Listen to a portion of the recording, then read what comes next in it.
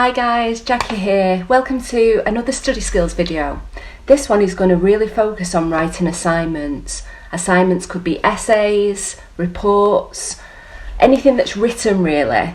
Now, when you're given an assignment, it could be like 2,000, 3,000 words, can feel quite daunting. So I want to give you my top tips on how to go about it, how to prepare. Have a look at your module assessment guide. How much is this assignment worth? Is it 50% exam, 50% essay, or is it worth 80%? So that's good to know and keep in mind. That can help you focus and tell you how much effort you need to put into it. This is going to sound so obvious, but actually knowing what they're asking, reading the question. I used to see so many students who had worked so hard and then they would get their feedback and they wouldn't get the mark that they thought they deserved. And the feedback would be that they've not actually answered the question. What is it asking you? Are they asking you to assess it, compare and contrast, evaluate, summarise? What are the implications? So yeah, have a read of the question and break it down and really focus on exactly what it is that they're asking you to do. So when you're given quite a big assignment to do, it's really helpful to break it down into manageable chunks. That helps with motivation. And step one could be as simple as gathering your materials.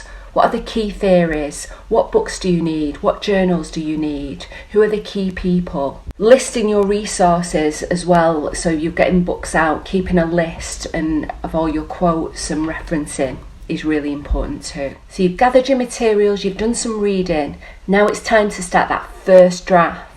Don't spend too long on this first draft. It can feel so hard to start it. This is an outline of your ideas, lists, key people, theories. Don't spend too long perfecting sentences at this stage. Second draft, looking at your paragraphs. Does it flow? Have you kept the question in mind? This is where you can start to improve it. What's missing? This is where you can add points and really work on your sentence structure, work on your vocabulary. Check that you're referencing correctly and add in the relevant quotes. Sometimes it's a good idea to sort of leave it to one side if you can set a good schedule with plenty of time to do it. This is where you can come back to it a couple of days later and sort of see if there are any gaps and really start to improve it. This is where you make the big improvements. Your proofreading, your editing and your checking. It's a good idea sometimes to try and get hold of the marking criteria and you can see how many marks each section is. Have you done a good conclusion? You get marks for referencing and spell checking and things like that. So have a look at the marking criteria. Do you think you've ticked all the boxes? I just want to talk a tiny bit about paraphrasing. Try and do some reading and look at some guides on paraphrasing.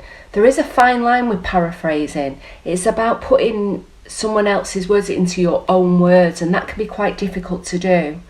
Sometimes changing the structure, changing the words. If in doubt, put quotes in there. So you've got your assignment back and you're either so happy with your mark or you think, okay, yeah, it's about right. Have a think about it. Have a look at the marking criteria. Learn from the feedback.